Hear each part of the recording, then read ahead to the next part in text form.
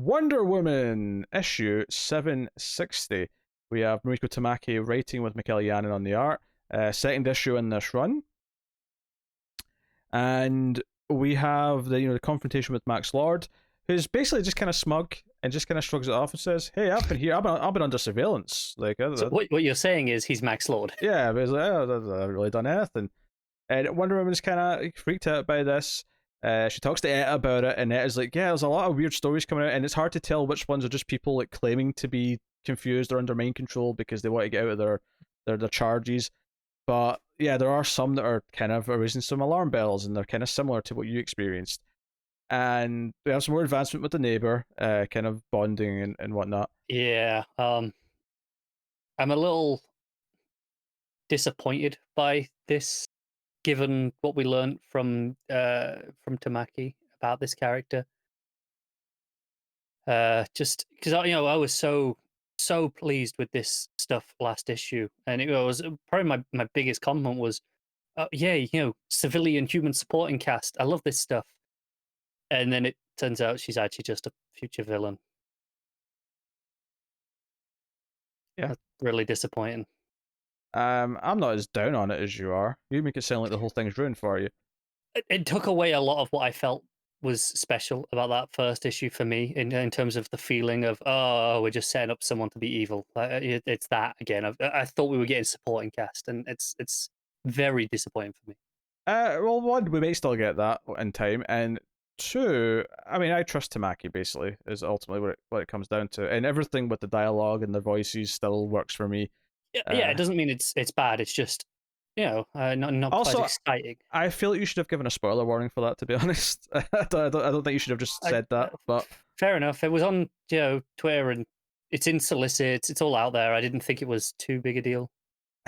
Yeah, people like to avoid stuff like that though sometimes. It's yeah. Anyway, so you have them kind of bonding a little bit, and Wonder Woman has a big scene where there's again another example of someone doing something out of character, being mind controlled. There's a sort of bulldozer operator who ends up swinging the bulldozer into another building, and Wonder Woman has to like sort of it's a great panel as well actually, her blocking the the actual bulldozer from hitting the building. And ends with her taking a photo with a kid, and then it gets weird. She wakes up, and immediately I sort of notice, like, why is she wearing a costume? But that's okay. In bed, and I think it's particularly notable because the last two issues have really shown us how much she goes out of her way to wear civvies. Yeah, right? normal. Yeah, she appears to be normal. So immediately it feels weird and wrong, which and I think very quickly it's very obvious this is some kind of dream sequence or something akin to a dream sequence. And of course, we have her being attacked. There's a lot of gorgeous red art of her like being chased by something. It's essentially, it turns out to be parademons, and we get this great 2-page spread of her like squaring up to the parademons, and this 2-page layout, all these vertical panels of her swiping and slashing. I actually prefer the 2-page one before that, where it's her falling on the left, and then the big all the parademons. It's a gorgeous page. Yeah, the squaring off. Yeah, I mentioned that. Yeah. And then, one final page of her saying, "You die," as she's holding up the shield. Like, it's a full page spread, all these big action things. And then you hear someone say, Dinah, can you hear me? Wake up, it's Etta, right? And the Diana. final... Sorry? Diana. What did I say? Dinah. Sorry. Yes, Diana. In the final page, she wakes up and realizes that what's happened to her is what's happened to everyone else. She has been believing, because one of the things that's been consistent with these like mind control situations, the driver from last issue, is that she believed she was just driving to take her kid for ice cream and not into oncoming traffic. So here, what we've seen what Wonder Woman thought she was doing. She thought she was fighting an army of parademons, but in actual fact, we see a bunch of soldiers that have been slashed by her, all lying on the ground. And it says, "What have I done?" That's the title of this issue, which they've saved to the end because it's big reveal. It's a great moment. I love the idea of how well it set up the believing other things, so that we kind of knew what was going on. We didn't know what it was going to cut to, but we kind of knew something was happening because obviously we had the ice cream one. They mentioned the other story where someone stabbed a guy because he thought they were holding a guinea pig hostage. Yeah, and she's like, "Well, that's no reason to stab someone." I think what works about this is that there's this kind of feeling of dread as she's like slashing all these parademons. You kind of you know not to trust it, and because of what the story's been, you have this kind of feeling of like, oh god.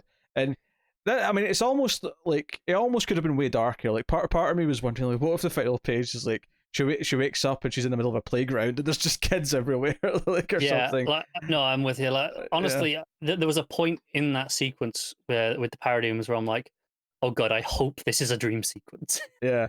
And I think that dread, I think, because the first half of the issue is fine. It's the fallout of what happened in issue one. It's building the neighbor stuff a little bit. It's having Etta come in, who we didn't really see in the first issue, gives it some of that greater context of the world, and Wonder Woman's supporting cast kind of filtering back in.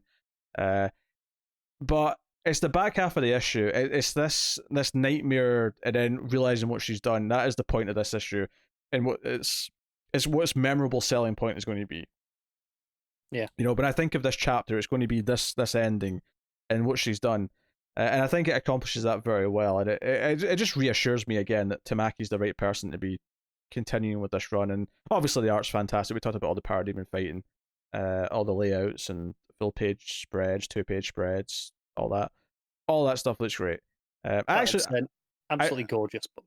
And I really enjoyed the builders stuff as well, actually, since we're on it. So no, I thoroughly enjoyed this one. I think it feels like it has such a direction. It feels like it knows exactly, like, Tamaki's got a place in mind where she wants to go with this, and this idea of Wonder Woman not being able to trust herself, and how we're going to play with that, and her dealing with the guilt of this is already rich for so much drama. It doesn't feel like just the same old thing again. Yeah, it's going to be pretty good. I'm fairly confident on that. And if it is Max Lord, and it may not be, like, we don't know this for sure. It could be him. It may not be.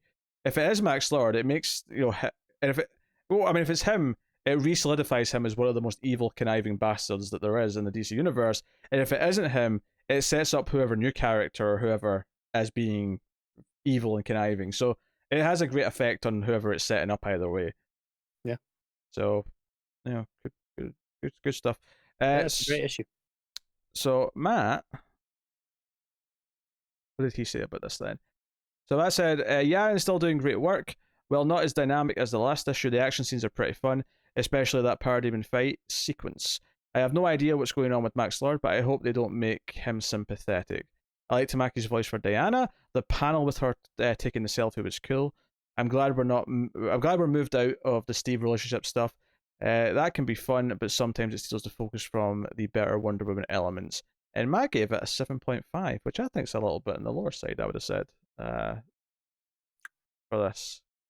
Well, that's understandable, because I'm going to take the same approach I did on the last issue then, and take a half point above Matt and give it a straight 8. I think that's more fair. I'm going to go a little bit. I'm going to say 8.5. I think the ending of this one's a knockout. It kind of like it has one purpose, it has one goal, and it achieves that goal. Yeah, that last page is well, the last page, that last kind of sequence. Yeah. Culminating in the last page is fantastic. Yeah. Really good stuff. I'm really, 2 issues in, I'm really into this run. I was expecting to be, admittedly, and because it's one of the big 3 characters, I at least have a bit of hope it'll stick around for a while. So, yeah, you might get a year out of this one at least. Hopefully, but more. Double shipping, that's 24 issues. Hey, hopefully more. If they want to give Tamaki a nice long run, because I feel like every run that I've hope's been long recently has ended up not being remotely long. So it's true. I would very much like at least one of these things to pan out as a nice big long juicy 50-issue run or something, Yeah. If it's not big enough to fill an omnibus, then don't waste my time. Yeah, don't waste my time.